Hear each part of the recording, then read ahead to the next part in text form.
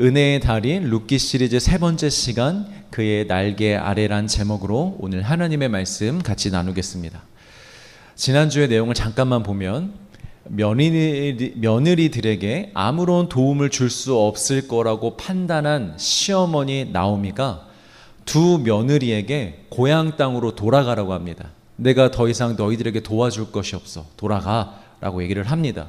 그랬더니 두 며느리가 처음에는 울면서 가지 않겠다고 합니다. 그랬더니 이제 나오미가 너희들에게 내가 줄 남편이 없어. 남자가 없어. 그러니까 그냥 돌아가 라고 얘기를 합니다. 그러자 오르바라는 며느리는 눈물을 흘리며 돌아가게 되고 룻은 다시는 자신에게 가라는 말을 하지 말라며 아예 나오미의 팔짱을 끼고 꽉 달라붙습니다. 어머니 가라고 좀 그만하세요. 저 안 갑니다. 저 어머니랑 반드시 함께 할 겁니다. 라고 그렇게 합니다. 자, 이렇게 두 사람의 반응이 갈리는 이유가 있었습니다. 그것이 무엇이었냐면 오르바는 시어머니와의 관계에서 인간적인 관계만 맺었습니다. 시어머니인 나오미에게 그동안 많은 사랑을 받았고 그래서 헤어지는 것이 슬프기도 하지만 딱 거기까지입니다. 여러분, 인간적인 사랑은요, 상황에 따라 얼마든지 끊어질 수 있습니다. 남녀간에 아무리 죽고 못 사는 사랑도요, 이 인간적인 사랑은 얼마든지 대체가 가능하고 끊어질 수가 있는 것입니다. 그런데 여러분, 룻은 달랐습니다. 그녀는 시어머니인 나오미와 단순히 인간적인 관계만 맺었던 게 아니었어요. 그 사이에 뭔가 특별한 것이 있었습니다. 그것이 무엇이었습니까? 바로 하나님이었습니다. 나오미가 아니라 이름이 너무 많이 등장해서 헷갈리네요. 룻은 시어머니인 나오미가 전해주는 하나님의 이야기를 귀담아 들었습니다. 그냥 어머니의 하나님, 다른 나라의 신으로만 여기지 않았고 뭔데? 그 하나님 대체 뭔데? 하면서 관심을 갖기 시작했고 그녀의 마음 안에서 하나님을 향한 사모함이 생기기 시작했습니다. 그러니까 그녀의 마음 안에서 신앙이 생겨나기 시작했다라는 것이죠. 그래서 룻이 정말 끊지 못하는 것이 무엇이었냐면 바로 신앙의 끈이었습니다. 우리 1장 16절 말씀을 같이 읽겠습니다. 시작.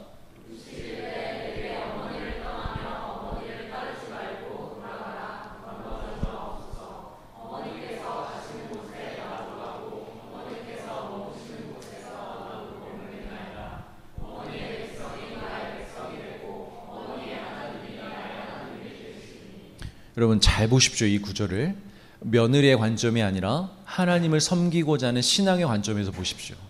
아마 다르게 보이실 거예요. 이전까지는 이 룻이 시어머니와 함께하고 싶구나, 시어머니에 대한 효심이 크구나 라는 정도로만 보였을 텐데 이걸 신앙의 관점에서 보면 룻이 하나님을 굉장히 섬기고 싶구나, 하나님께 굉장히 나아가고 싶구나 라는 관점으로 보이게 됩니다. 여러분, 그런데 여기 중요한 것이 있습니다. 우리는 나오미만을 기억해서는 안 됩니다. 절망의 절망을 만나 기쁨도 잃어버리고 소망도 잃어버리고 그래서 아무것도 할 수 없어 자신의 이름까지 바꾸어 불러달라고 요청하고 있고 그렇게 하나님을 원망하며 낙심해 있는 여인 나오미. 하나님은 그렇게 낙심해서 주저앉아 있는 나오미를 회복시켜 주시고 살려주셨다라는 것만 여러분 기억해서는 안 됩니다. 나오미만 보지 마시고 그 나오미 옆에 있는 룻을 보셔야 됩니다. 나오미 옆에서 하나님의 은혜를 사모했던 그 룻을 우리는 반드시 기억해야 된다는 거예요. 뒤에서도 나오지만 여러분, 나오미의 진정한 회복은요, 그냥 주어진 것이 아닙니다. 누굴 통해서 회복이 주어졌습니까? 룻을 통해서 주어지는 것입니다. 하나님의 은혜를 사모했던 여인, 하나님의 은혜를 사모한 사람, 그 사람을 통하여 나오미까지도 은혜를 입을 수가 있었던 것입니다. 만약 우리가 나오미와 룻을 분리하여 본다면, 그래서 나오미에게만 집중한다면 여러분, 우리는 한 가지 착각에 빠질 수 있습니다. 나오미처럼 가만히 있어도 회복이 되는 거구나, 나오미처럼 원망하고 있어도 하나님의 사람들은 회복할 수 있는 것이구나 라는 착각에 빠질 수 있습니다. 그런데 여러분, 이 착각이 얼마나 무서운 건지 아십니까? 이런 착각에 빠지게 되면 네 가지의 아주 위험한 일을 겪게 됩니다. 첫 번째, 이런 착각에 빠지면 내가 절망 중에 있을 때 내 스스로 하나님을 찾지 않을 가능성이 매우 커집니다. 뭐 절망 중에 가만히 있어도 하나님이 살려주시네, 이 착각에 빠지면 그럼 난 구하지 않아도 되겠네, 난 그렇게 특별히 구하지 않고 가만히 있어도 하나님이 언젠가 나를 살려주시겠네 하는 착각에 빠질 수 있습니다. 두 번째, 내가 절망 중에 있을 때 내 옆에서 은혜를 사모하는 자들이 나를 위하여 중보하는 것을 소중히 여기지 않을 가능성이 커집니다. 막 나를 위해서 기도해 준다는데 기도해줘, 알았어, 그래 내 기도 제목은 이거야 하면서 아무런 기대감과 소망 없이 그런 사람들을 소중히 여기지 않을 가능성이 커집니다. 세 번째, 지금도 내 안에서 탄식하시며 날 위하여 친히 기도하고 계시는 성령님의 존재를 알지 못할 가능성이 매우 큽니다. 그리고 이게 중요한데, 네 번째, 절망밖에 없는 날 위하여 십자가에 달려 죽으신 예수 그리스도의 은혜를 잊어버릴 가능성이 매우 큽니다. 어떤 착각에 빠지면요, 가만히 있어도 하나님이 날 살려주시겠지, 내가 특별히 기도하지 않아도 하나님이 날 구원해 주시겠지 라는 그 착각에 빠지면요. 그러니까 여러분, 이걸 반대로 이야기하자면 이렇게 볼 수 있습니다. 여러분들이 만약에 절망과 낙심 중에 있을 때 신앙적으로 회복하고 싶고 일어나고 싶으시다면 그 회복은 결코 그냥 일어나는 것이 아님을 여러분들이 아셔야 된다는 소리예요. 가만히 있는다고 그 회복이 일어나지 않는다라는 것을 여러분들 아셔야 된다라는 거예요. 가장 먼저는 우리를 위하여 십자가에 달려 죽으심으로 회복과 생명과 은혜의 문을 열어주신 예수님이 있기 때문에 우리의 회복이 가능하다는 걸 여러분 인정하시길 바랍니다. 예수님이 없었다면 우리에게 그 어떤 기회도 없습니다. 여러분, 예수님이 십자가 달려 죽지 않으셨다면 여러분들에게 어떤 기회도 없어요. 아무리 사모해도 아무리 원해도 아무리 절망 가운데 울부짖어도 우리에겐 기회는 없습니다. 예수님이 죽으셨기 때문에, 우리를 위하여 십자가 달려 죽으셨기 때문에 우리에게 기회가 생긴 줄 믿으시길 바랍니다. 그리고 그런 예수님을 우리가 알고 있어도 우리가 아무것도 할 수 없을 만큼 마음이 상해 주저앉아 있을 때도 있습니다. 예수님이 우리를 구원하신 건 알지만, 은혜의 문을 열어주신 건 알지만, 때로는 나에게 닥친 상황이 너무 커서, 너무 괴로워서, 너무 힘들어서 기도조차 나오지 않는 상황에 우리가 있을 수 있습니다. 그럴 땐 여러분, 우리를 누가 도와주시겠습니까? 성령님이십니다. 성령님이 우리 안에서 말할 수 없는 탄식으로 내 기도를 대신해 주십니다. 하나님, 이 영혼을 불쌍히 여겨 주시옵소서. 이 영혼이 고난을 만나 이렇게 지쳐 쓰러져 있습니다. 하나님이 영혼을 살려 주시옵소서 하면서 우리 안에서 우리를 대신하여 그렇게 기도해 주시는 성령님이 계시다라는 것입니다. 그 성령님이 계시기에 우리에게 소망이 끝나지 않은 거예요, 여러분. 믿으시길 바랍니다. 세 번째, 은혜를 사모하는 자들, 나의 남편, 나의 아내, 나의 소그룹 리더, 나의 소그룹원들, 여러분, 그 사람들 별것 아닌 것 같죠?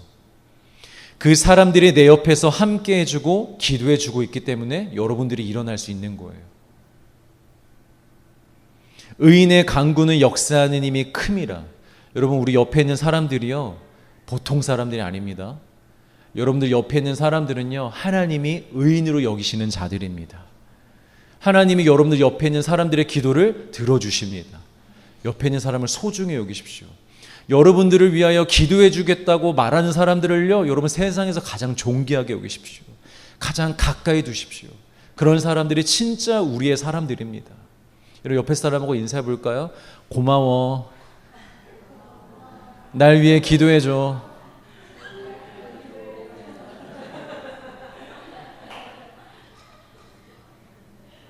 별로 고마워하는 것 같지 않은데, 여러분, 의인의 기도는, 의인의 간구는 역사하는 힘이 큽니다. 옆 사람 때문에, 남편 때문에, 아내 기도 때문에 우리가 사는 거예요. 여러분, 소그룹 리더가 그래도 여러분들을 위해서 일주일 중에 단 5분만이라도 여러분들을 위해서 기도해 주시니까 여러분들이 사는 거예요. 우리 리더분들, 소그룹 원들이 여러분들을 위해서 기도해 주니까 여러분들이 리더도 할 수 있는 것입니다. 저도 마찬가지예요. 우리 리더들이 또 여러분들이 저를 위해서 기도해 주시니까 제가 이렇게 목회도 할 수 있는 것이고, 우리가 서로 이렇게 기도해 주니까 우리가 살아갈 수 있는 것입니다. 자, 네 번째, 작은 믿음이지만, 겨자씨만한 믿음이지만 내가 긍휼과 자비와 사랑의 하나님을 바라보고 부르짖을 때 그 기도를 통하여 우리를 살려주시는 것입니다. 사랑하는 성도 여러분, 날마다 예수님을 기억하시길 주의 이름으로 축복합니다. 예수님의 십자가만큼 강력한 회복의 원천이 없습니다. 우리의 회복의 원천은 십자가입니다. 그 예수님을 기억하시길 바랍니다. 그리고 성령님을 사모하십시오. 성령님은 오늘도 우리 안에 살아계셔서 우리를 돕고 계십니다. 그 성령님을 사모하시길 바랍니다. 그리고 동역자들에게 감사하십시오. 아무것도 아닌 자 같으나 그들은 하나님이 인정하시는 의인들입니다. 그들의 기도는 매우 강력합니다. 그리고 여러분들도 절망 중에 있다 할지라도 겨자씨만한 믿음과 힘이 남아있다면 부르짖으십시오. 그 믿음으로 하나님께 부르짖으며 나아가시길 바랍니다. 그러면 어떠한 환난과 고난 중에도, 절망 중에도 일어나지 못할 것이 없습니다. 반드시 일어날 수 있습니다. 자, 1장 22절을 같이 읽습니다. 시작.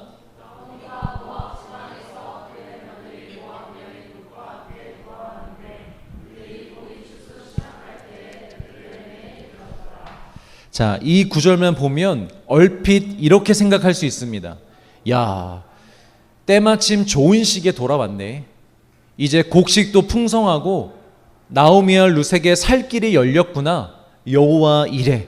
믿음으로 돌아왔더니 하나님이 다 준비해 놓고 계셨구나 라고 생각할 수 있는데, 그런데 조금만 생각해 보면 완전히 얘기는 달라집니다.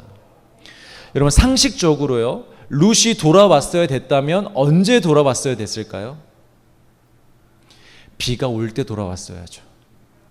비가 내리기 시작했다라는 소식을 들었을 때 룻이 돌아왔어야 됐습니다. 그 이유가 무엇입니까? 비가 올 때 심을 수 있잖아요. 그때 내가 내 곡식과 보리든 벼든 무슨 곡물이든 그때 심었어야죠. 그래야 추수할 때 내게 있죠. 거둘 게 있죠. 그런데 이미 비는 다 내렸고 이미 추수할 때가 이르렀습니다.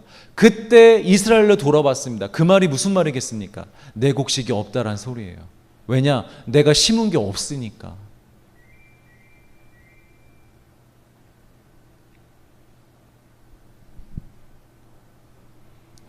아무리 이스라엘이지만 남에게 그냥 곡식을 주지는 않습니다. 더군다나 여러분, 지금 이 이스라엘 땅은 어떤 상태였습니까? 10년 동안 흉년이 지속되었습니다. 10년 만에 처음으로 비가 내렸고 10년 만에 처음으로 곡식을 거두는 시간입니다. 그런데 다른 사람에게 이 곡식을 주겠습니까? 그것도 모압 땅으로 도망갔던 여인, 그 나오미와 룻이 돌아왔는데 그 여인들에게 야, 너희들 잘 왔다, 우리 곡식 나눠줄게 하면서 그걸 나눠줄 수 있겠습니까? 그럴 사람은 없습니다. 그래서 실제로 이 두 여인은 당장에 먹을 것이 없었습니다. 밭도 없었고 곡식도 없었습니다.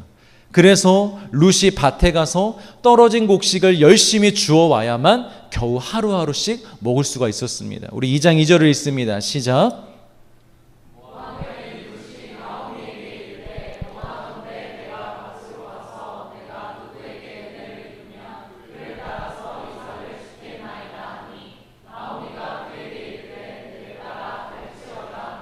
여러분, 구약시대 율법에요, 아주 좋은 율법이 하나가 있는데요. 어떤 율법이었냐면, 밭의 주인들이 이제 곡식을 추수하러 갈 때 밭 모퉁이에 있는 이상은요, 거두되 다 거두지는 말겠습니다.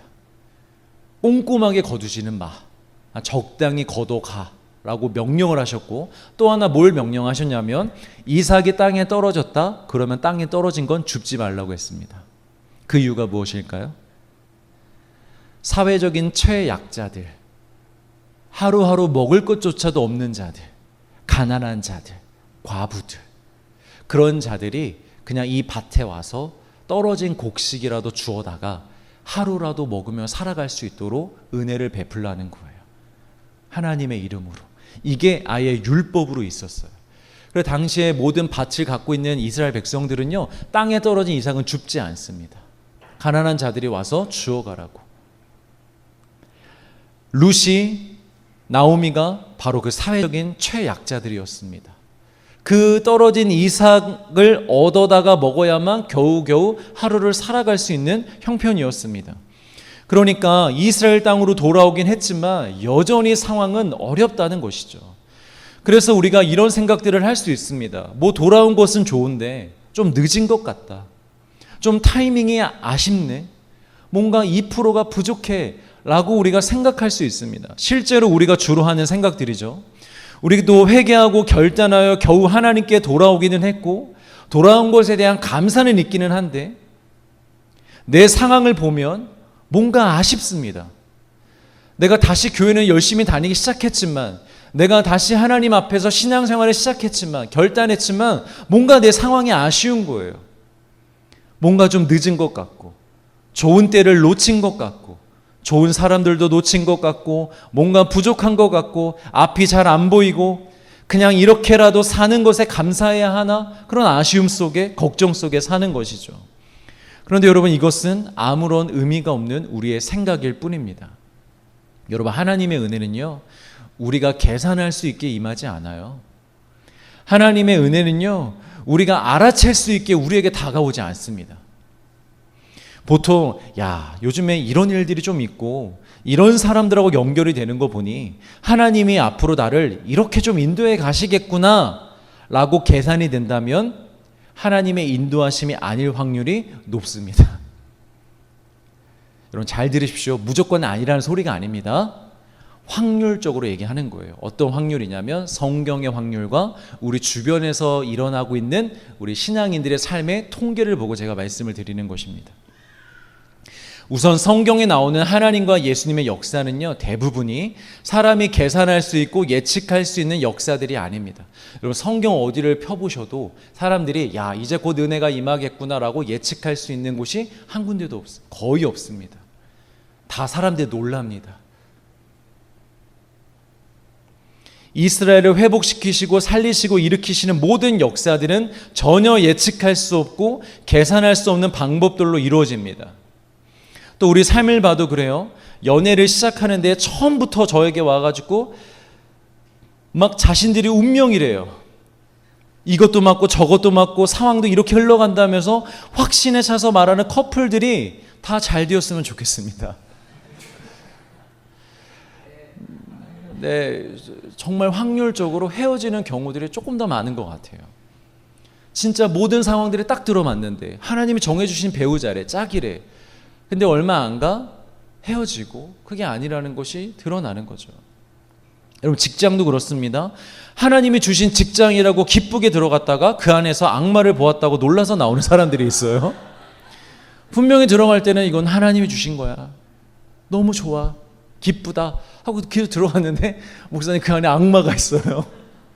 이러면서 놀라서 뛰쳐나오고 이직하고 이런 경우들을 너무 많이 봅니다.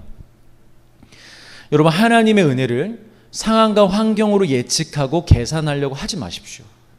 미리 계산하여 김칫국도 마시지 마시고 미리 예측하여 포기하거나 좌절하지도 마십시오.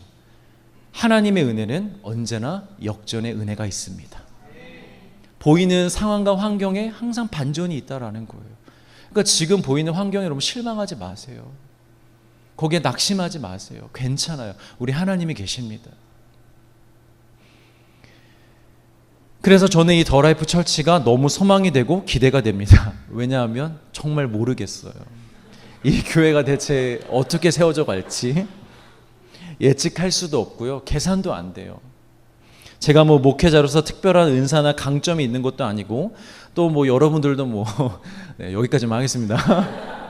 우린 그냥 다 평범한 사람들이잖아요. 우리가 뭘 대단한 일을 할 수 있겠어요? 그래서 소망이 돼요, 여러분. 별것도 아닌 우리, 아무것도 아닌 이 목사, 이런 우리가 모여서 오직 하나님만 바라고 기대하고 있으니 하나님이 역사하실 것, 하나님이 일하시겠구나 라는 그 사실이요, 여러분 정말로 갈수록 소망이 됩니다. 여러분들 소망이 되십니까? 감사합니다. 아멘. 여러분 개인의 인생도 마찬가지입니다. 제가 매 설교마다 말씀드리지만 상황과 환경 보지 마세요. 그거 보고 있으면 뭐예요, 여러분? 상황과 환경은요, 우리에게 소망을 주지 못해요. 내 상황이 이렇고 내 형편이 이렇고 주변의 평판이 이렇고 나의 관계가 이렇고 내 지인들이 이렇고 내 능력이 이러니 난 안 될 거야 라는 생각은요 100% 사탄이 주는 생각입니다. 하나님을 보십시오. 사막에 강을 내시고 광야에 길을 내시는 하나님을 보십시오. 겨자씨만한 믿음만 있어도요, 산을 옮길 수 있다고 하시잖아요. 여러분, 그 믿음을 바라보시길 바랍니다. 그 하나님을 바라보시길 바라요. 산을 보지 마시고 그 산을 옮길 수 있는 하나님을 볼 수 있는 자들 되시길 주의 이름으로 축복합니다. 여러분, 지금 시대에도요, 기적은 일어납니다. 우리가 믿지 못할 뿐이지 믿으면 기적은 일어납니다. 여러분, 나에게도 기적은 일어납니다. 특별한 사람에게만 기적이 일어나는 것이 아니라 아무것도 아닌 자 같으나 오늘 이 시간 이 말씀을 듣고 믿고 하나님께 구하는 자들, 그 하나님만 소망하는 자들에게 기적이 일어나는 줄 믿으시길 바랍니다. 우리의 상황과 환경이 기적처럼 바뀔 것입니다. 만약 그게 안 바뀌어도 그럼에도 불구하고 이제 더 이상 그런 일들로 좌절하지 않고 그런 것 때문에 눈물 흘리지 않고 그럼에도 불구하고 춤추며 기뻐하는 내 내면의 변화, 내 가치관의 변화, 내 영혼의 변화가 일어날 줄 믿습니다. 여러분, 이게 더 큰 기적이에요. 상황과 환경이 변하는 것보다 내가 변하는 게 더 큰 기적이에요, 여러분. 왠 줄 아세요? 여러분, 생각해 보십시오. 하나님은 이 모든 세상을 말씀으로 며칠 만에 창조하셨습니까? 며칠 만에 창조하셨습니까?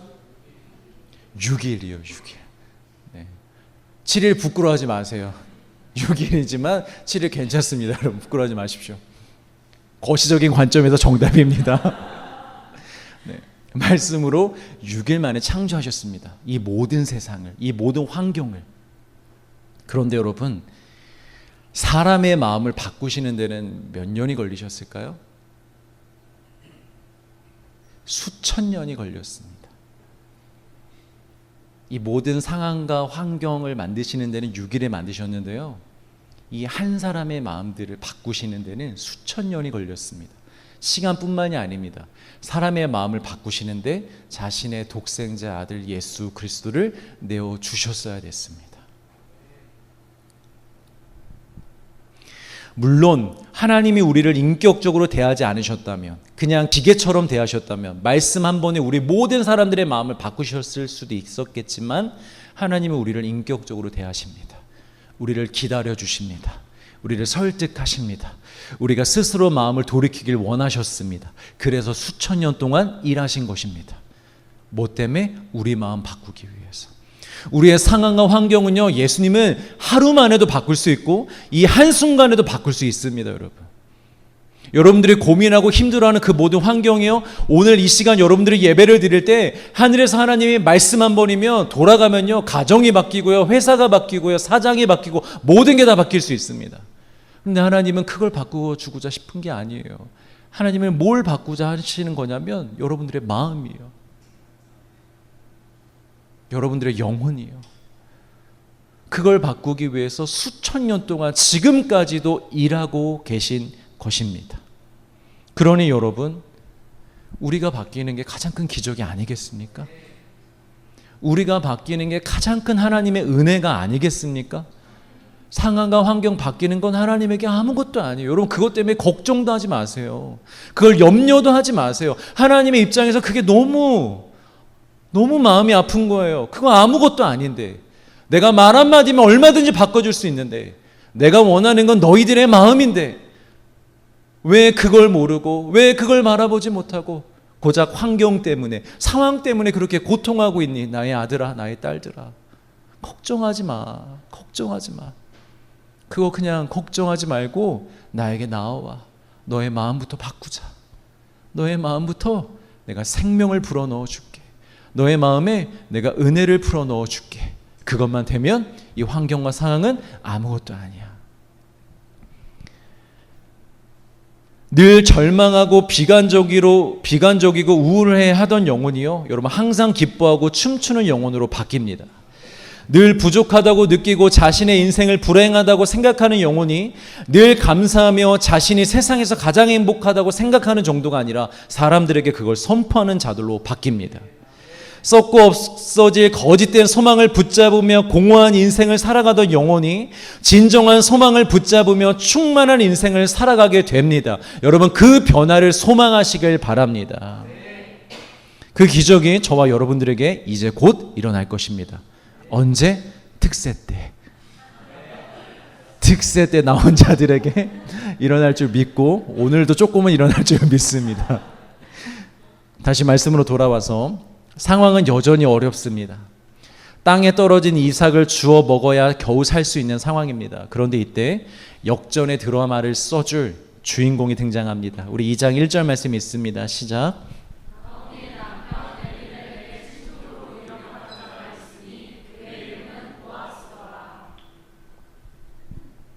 드디어 등장합니다. 남주. 이 보아스가 굉장히 중요합니다, 여러분. 사실 이 룻기의 주인공은 룻이 아니에요. 주인공은 보아스입니다. 왜냐하면 이 보아스가 예수님을 예표하고 상징하는 인물이기 때문입니다. 그냥 한 사람으로 등장하는 게 아니라 예수님을 예표하는 인물로 등장합니다. 여러분, 우리의 존재가 천하보다 귀한 존재이지만 그런 존재가 될 수 있는 이유가 무엇입니까? 예수님 때문이잖아요. 나오미와 룻이 은혜를 받고 인생의 역전이 되지만 그런 모든 은혜가 가능했던 것은 다 이 보아스 때문입니다. 보아스를 봐야 예수님이 보입니다. 예수님이 보여야 여러분 복음이 보이는 거예요. 룻을 보면요, 내가 어떻게 살아가야 할까를 고민하게 되지만 보아스를 보면 예수님이 어떻게 나를 살리셨는가를 보게 됩니다. 룻을 보면 순종과 헌신은 도전이 될 수 있겠지만 보아스를 보면 사랑의 복음이 깨달아지게 됩니다. 여러분, 복음이 무엇입니까? 내가 무엇을 할 수 있는가에 대한 이야기가 아닙니다, 여러분. 예수님이 우리에게 무엇을 하셨는가가 복음입니다. 우리가 무엇을 열심히 해야 예수님을 알 수 있는 것이 아니고요, 예수님을 알아야, 복음을 알아야 우리가 무엇이든 할 수 있는 것입니다. 다시 한번요, 여러분, 복음이란 내가 무엇인가 열심히 해야 예수님을 알고 그 복음을 얻는 것이 아니라 복음을 알고 예수님을 알아야 우리가 무엇이든 제대로 할 수 있는 것입니다. 이 보아스를 통해 여러분 예수님을 보시고 복음을 볼 수 있길 주의 이름으로 축복합니다. 자, 먼저 이 보아스라는 이름의 뜻부터요, 굉장히 복음적입니다. 너무 좋은 이름입니다. 혹시나 여러분 나중에 자녀를 낳거든 한 번씩 고민해 보시길 바랍니다. 김보아스, 황보아스. 자, 보아스의 이름의 뜻이 무엇이냐면요, 그 안에 힘이 있다라는 뜻입니다. 그의 안에 힘이 있다, 능력이 있다. 자, 요한복음 말씀과 빌립보서 말씀 2절 말씀 우리 같이 한번 연달아 읽겠습니다. 시작.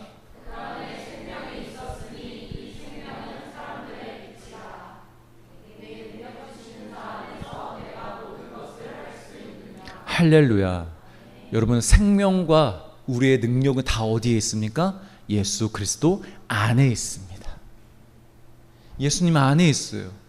예수님 밖에서 얻을 수 있는 게 아니에요.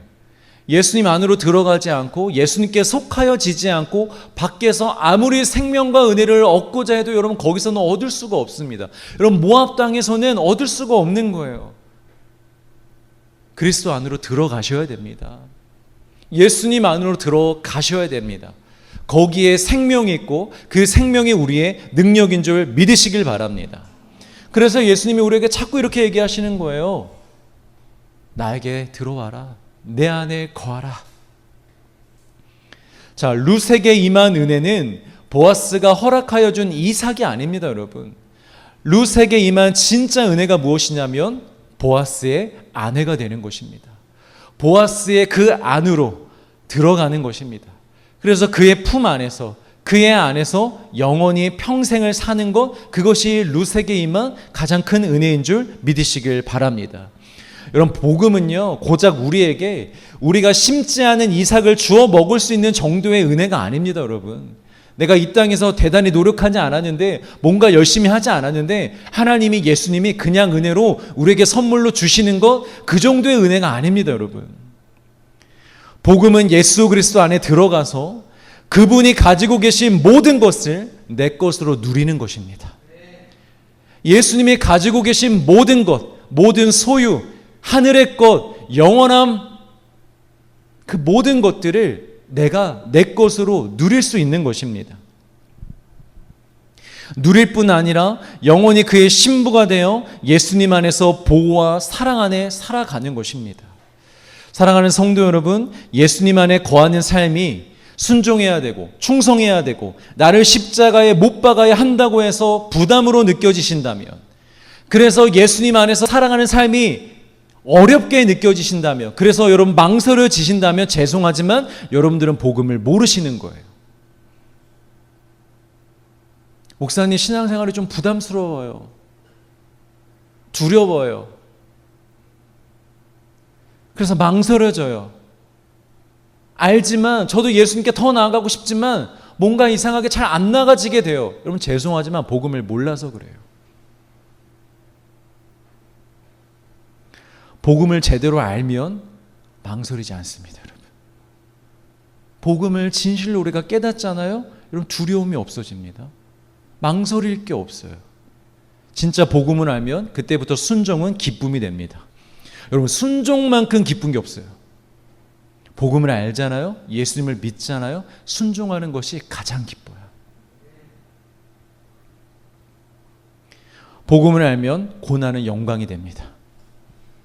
복음을 알면 충성은 특별한 것이 아니라 마땅한 것이 됩니다. 복음을 알면 나를 날마다 십자가에 못 박는 것이 나에게 가장 큰 능력이라는 것을 깨닫게 됩니다. 할렐루야. 그러니 여러분, 예수님을 알기를 힘쓰십시오. 아는데 안 된다고 변명하느라고 세월 낭비하지 마시고요. 여러분 예수님을 알기를 힘쓰십시오. 지금이라도 인정하세요. 예수님을 내가 잘 모르고 있다고. 어설프게 나 신앙생활 오래 했고 나 어느 정도 알고 있어. 이런 생각 여러분 버리세요. 그게 여러분들에게 도움이 하나도 안 돼요. 여러분들의 신앙의 연륜과 여러분들의 어설픈 지식은 아무런 도움이 안 됩니다. 차라리 그냥 백지상템을 인정하십시오. 그리고 오늘부터라도 제대로 예수님을 알아가십시오. 열심히 알아가십시오. 말씀 열심히 읽으시고 기도의 자리에 가서 열심히 기도하십시오. 예수님 누구십니까? 예수님 알기를 원합니다.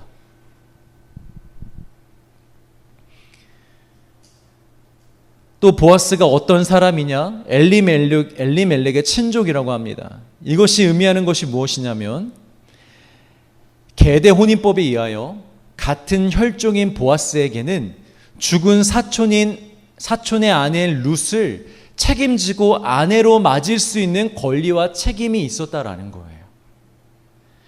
보아스는 그 권리와 책임을 기쁨으로 감당합니다.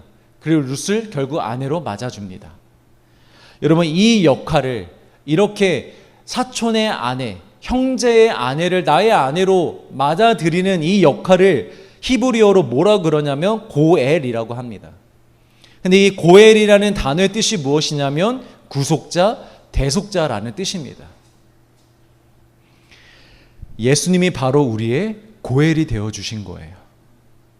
살아갈 소망이 없는, 이어갈 기업도 없는, 받을 기업도 없는 과부와 같은 형편에 있었던 우리를 하나님의 뜻 안에서 권리와 책임을 가지시고 우리를 신부로 맞아 주신 것입니다. 기쁨으로 기꺼이 우리의 남편이 되어 주신 거예요. 누가? 예수 그리스도가. 그래서 우리 또한 하나님의 나라의 기업을 상속받게 하신 것입니다. 자, 보세요 여러분. 보아스가 어떤 사람인지.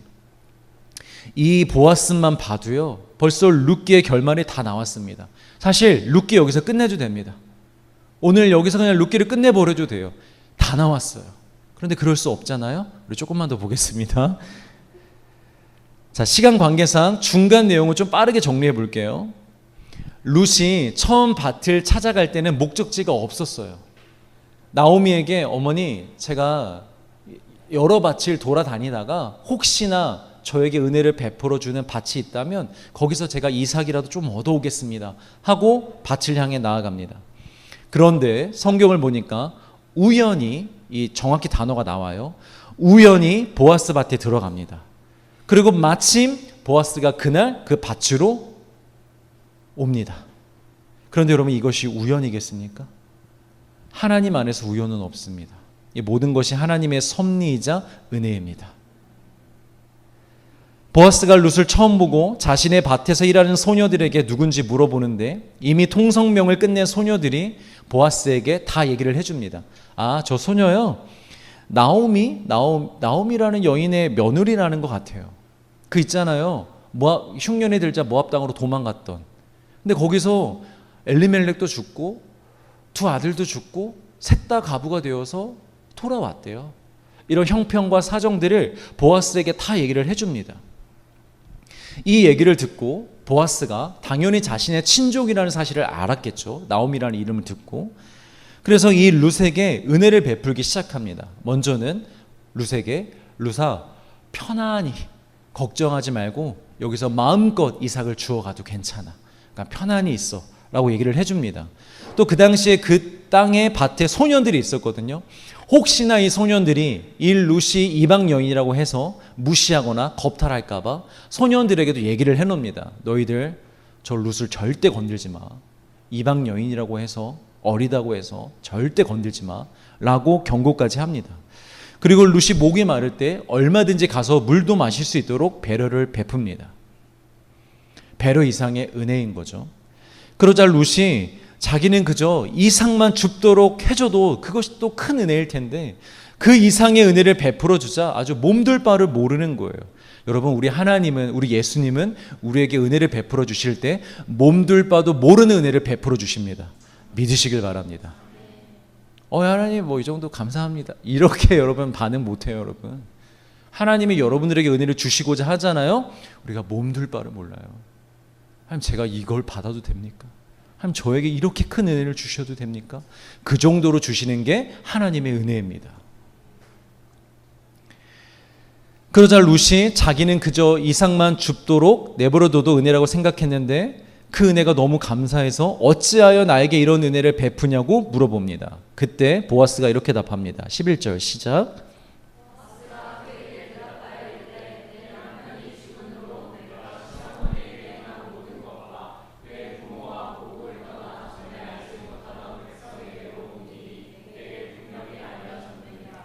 자, 두 가지를 얘기하는데, 첫 번째, 내 부모 고국을 떠난 것을 내가 들었다. 그런데 여러분, 여기서 떠나라는 단어가 매우 중요합니다. 오늘 이 시간부터 이 떠나라는 단어를 기억하시길 바랍니다. 이 떠나라는 단어는 히브리어로 아자브라는 단어입니다. 굳이 제가 히브리어는 보여드리지 않을게요. 봐도 잊어버릴 테니까 그냥 한국말로만 기억하십시오. 아잡, 떠나다. 이 뜻이 뭐냐면요, 뒤도 안 돌아보고 떠나다입니다. 그냥 공간에서 나온 정도가 아니고요, 그 나온 공간, 내가 있었던 공간을 뒤도 돌아보지 않고 떠나다라는 것이 바로 아자브라는 단어입니다. 그러니까 사정상 모압에서 이스라엘로 몸만 이주한 것이 아니라 이 룻은 이전에 모압에서의 익숙하고 안정적인 삶, 모압에서 평생을 섬겼던 신, 인생의 모든 추억들, 지금까지 맺어온 모든 관계, 가족들, 그 모든 것들에 미련을 두지 않고 뒤를 돌아보지 않고 오직 하나님의 나라, 하나님이 통치하시는 이스라엘로 왔다라는 거예요. 사랑하는 성도 여러분, 여러분들은 정말 예수 그리스도를 믿고 섬기며 예배하는 자로 살기 위하여 이전의 삶으로부터 아자부 하셨습니까? 정말 세상 것에 미련 두지 않고 뒤도 돌아보지 않고 예수 그리스도 안으로 들어오셨습니까? 룻과 비슷한 발음인 롯, 아브라함의 사촌 롯의 아내를 기억하십시오. 소돔과 고모라 성이 멸망을 받을 때에 하나님의 은혜로 롯의 가족이 구원을 받습니다. 나오는 길이었습니다. 이동하는 길이었습니다. 근데 롯의 아내가 뒤를 돌아봅니다. 궁금해서요? 아니요. 미련이 남아서요. 내 집, 내 관계, 내 소유, 나의 삶, 나의 추억, 이 모든 것들에 미련이 남아서 떠나야 되나?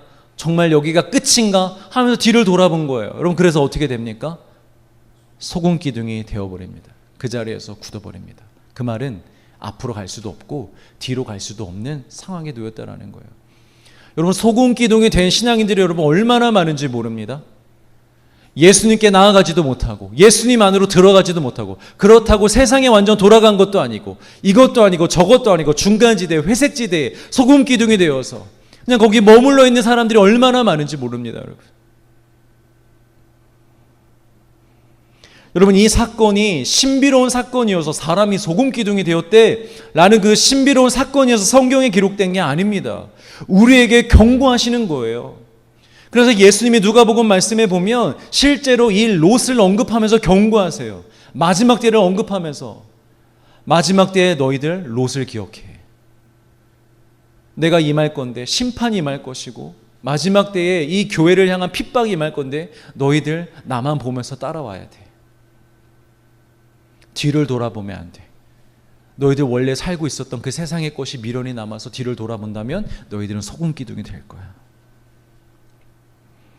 이전에 소망하던 것, 즐기던 것, 누리던 것, 사랑했던 것, 추억, 사람, 그런 것들에 미련을 가지지 말고 앞만 보고 예수 그리스도 표대만 바라보고 나와야 한다는 것입니다. 여러분, 아자부하십시오. 이제 그만 뒤돌아보십시오. 충분합니다. 여러분, 이제 많이 뒤돌아보셨습니다. 여러분, 충분합니다. 이제 그만 뒤돌아보고 예수님만 바라보십시오. 오늘 결단하십시오. 이따 우리 찬양 부르고 기도할 때 그때 결단하십시오. 자, 두 번째, 알지 못하던 백성에게로 온 일을 들었다고 합니다. 여기서 알다라는 단어의 히브리어는 야다라는 단어입니다. 이 야다는 지식적인 알을 말하는 것이 아니고요, 경험적으로 알게 된 알을 말하는 것입니다. 그러니까 여러분, 룻을 생각해 보세요. 룻은 나오미를 통해서 하나님을 알고는 있었지만 어디까지나 그냥 들은 거예요. 룻은 하나님을 직접 경험해 본 적이 없습니다. 뭐 기도를 했더니 하나님이 응답해 주신 적도 없었고, 하나님이 기적을 베푸시는 것을 직접 본 적도 없습니다. 그녀가 본 것은 무엇이 전부냐면, 하나님을 믿는다고 한 여인이 남편도 잃고 두 자식도 잃고 이방 땅에서 과부가 된 것이 전부입니다. 이 시어머니가, 나의 시어머니가 하나님을 믿는 사람이래. 이 가족이 하나님을 믿는 가족이래. 근데 아빠와 두 아들이 다 죽어버렸어. 과부가 되었어. 아니, 당신이 믿는 신들, 당신의 가족이 믿는 신은 그런 신입니까? 라고 부정적인 생각을 할 수 있는 그것밖에는 경험한 적이 없는 사람이에요.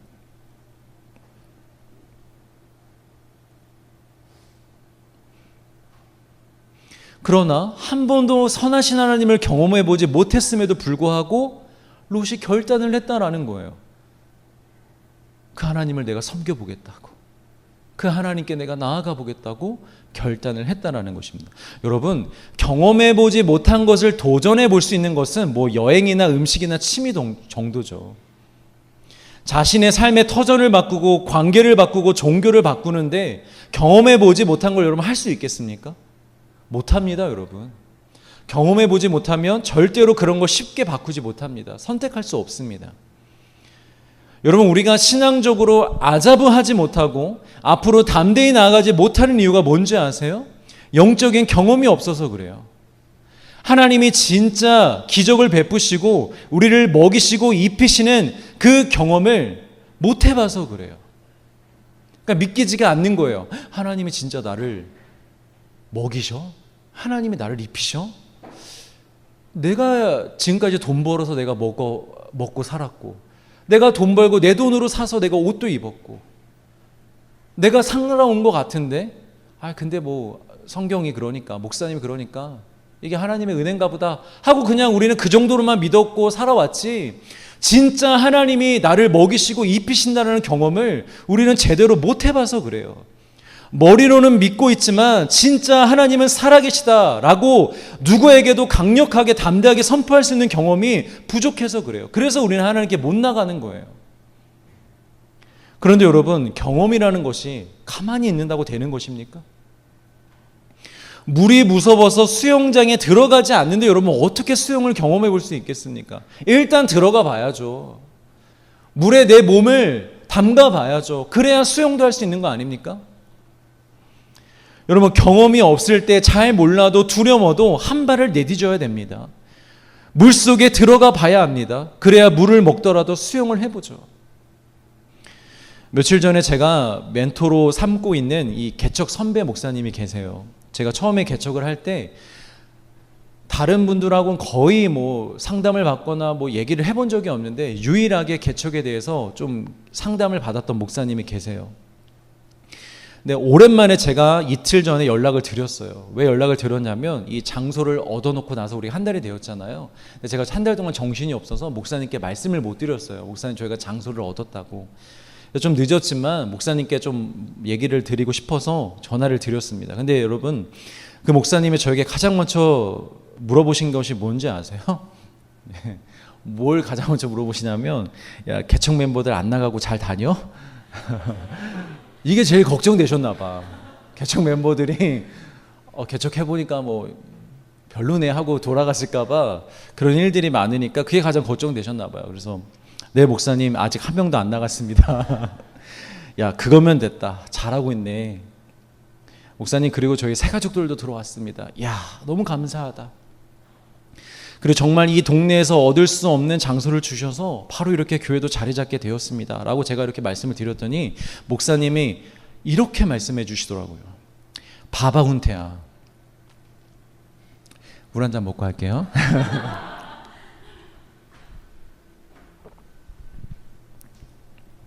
이렇게 말씀하시더라고요.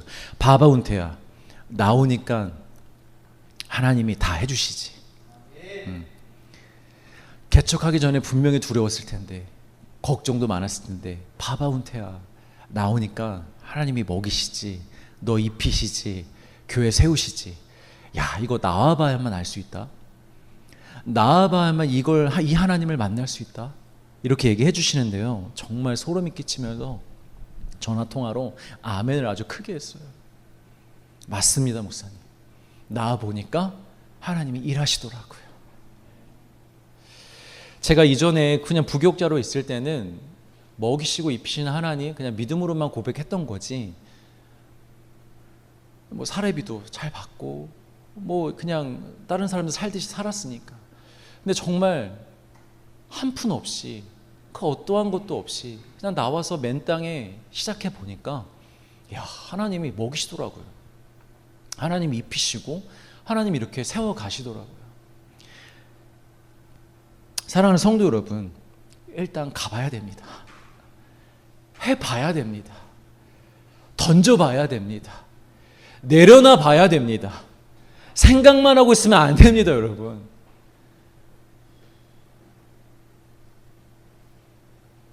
맨날 예배에 와서 결단만 하고 기도만 하고 있으면 안 됩니다, 여러분. 기도하셨으면 삶으로 가셔서 던져보십시오. 가보십시오. 해보십시오, 여러분. 우리 하나님 살아계십니다. 진짜 우리 하나님 살아계십니다. 여러분, 그 하나님을 여러분들이 경험해 보셔야 돼요. 경험하게 될 줄 믿습니다. 여러분, 우리의 믿음은 우리의 문제를 푸는 데도 필요하지만, 원래 하나님께서 우리에게 믿음을 왜 주셨는 줄 아세요? 믿음의 원래 목적? 경험해 보지 않은 세계로 발을 내딛기 위한, 다시 이 말이 잘 안 되네. 믿음을 주신 이유는 경험해 보지 못한 세계로 들어가는 첫 출발입니다. 그래서 우리에게 믿음을 주신 거예요. 너희들 이거 경험 안 해봤지. 너희들 영적인 거 모르지. 영원한 세계 모르고 하나님의 나라 잘 모르지. 근데 내가 믿음을 줄게. 한번 이 세계로 와봐. 안 보여도, 소망이 없어 보여도, 그게 별것 아닌 것 같아도 내가 믿음을 줄게. 한번 그 세계로 들어와봐. 그래서 믿음을 주신 거예요. 히브리서 말씀 읽어볼까요? 11장 8절입니다. 시작.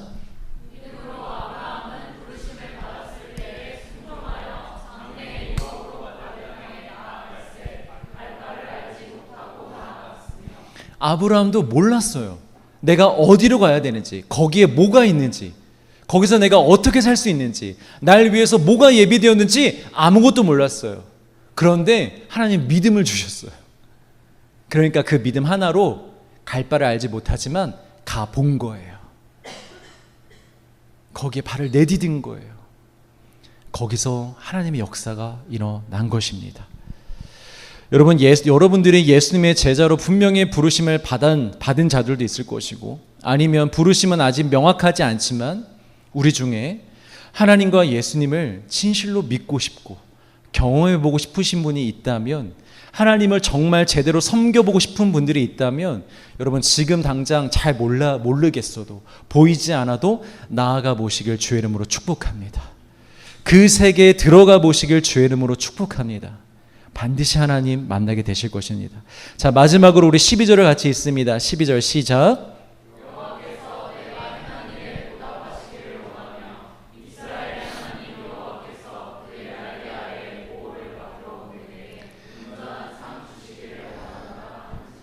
이스라엘의 하나님 여호와께서 그의 날개 아래 보호를 받으러 온 내게. 자, 이 말이 굉장히 중요합니다. 여러분, 룻은 이스라엘 여인이 아닙니다. 모압 여인이고 이방 여인입니다. 이스라엘의 하나님과는 전혀 상관이 없어 보입니다. 그래서 여러분, 나오미도요, 자신의 며느리들이 하나님과는 상관이 없다고 생각했어요. 그러니까 두 며느리들에게, 야, 너희들 하나님과는 상관없잖아. 그냥 너희들이 섬기던 신, 모압의 신을 섬기러 그냥 돌아가. 그러니까 이 시어머니조차도 이 며느리들이 하나님과 전혀 상관없는 이방인들로 여겼다고요.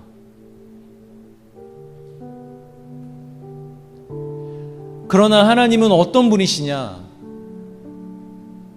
그 사람이 어떤 나라에 살든, 어떤 민족이든, 어떤 인생을 살아왔든, 이전에 어떤 잘못을 했든 그 어떤 것도 따지지 아니하시고 하나님께 나오는 모든 사람들을 자신의 날개 아래 보호해 주신다라는 거예요. 당신의 백성으로 삼으시고 보호해 주신다라는 것입니다. 보아스가 말하는 온전한 상이란 무엇입니까? 공짜로 먹을 수 있는 이삭이 아닙니다. 여러분, 제발 그 이삭에 집중하지 마세요.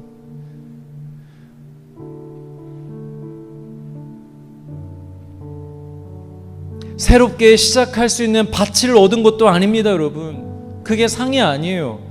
편안하게 살 수 있는 집을 얻은 것, 그것도 상이 아닙니다.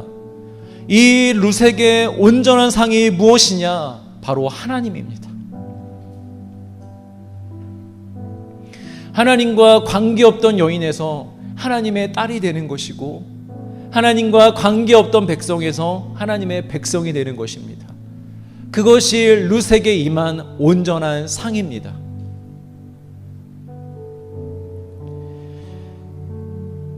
영원히 그의 날개 아래 보호해 주시는 거예요. 사랑하는 성도 여러분, 혹 여러분들이 실수와 실패와 상처와 문제와 고난으로 인하여 지금 불안하고 두려우며 답답하고 막막한 삶을 살아가시는 분이 계십니까? 아니면 그런 큰 문제는 없지만 뭔지 모를 공허함 속에서 살아가고 계신 분이 계십니까? 여러분, 어떠한 상황 속에 놓이셨다 할지라도 하나님께 나아가시길 바랍니다. 하나님께서 당신의 날개로 여러분들을 감싸 안아 주실 것입니다. 여기서 날개는요, 어미새의 날개를 말하는데 이 세상에서 모성애만큼 강한 보호는 없습니다. 여러분,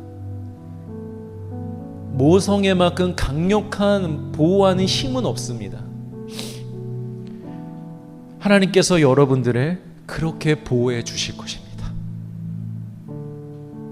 믿으시길 바랍니다. 오직 하나님께 나아가 하나님의 날개 아래서 참된 안식을 누릴 수 있기를 주의 이름으로 축복합니다. 요즘 시대에 우리에게 여러분, 영혼의 안식이 얼마나 필요한지 모르겠어요. 우리 청년들이, 우리 여러분들이 얼마나 불안하고 두렵고 외롭고 힘들고 아픈 삶을 살아가는지 모르겠어요. 정말 간절히 바라는 건 우리 성도들이 주님 안에서 참된 안식을 누리셨으면 좋겠어요. 그게 가장 큰 복인 줄 믿습니다. 그 은혜가 오늘 우리 가운데 임할 것입니다.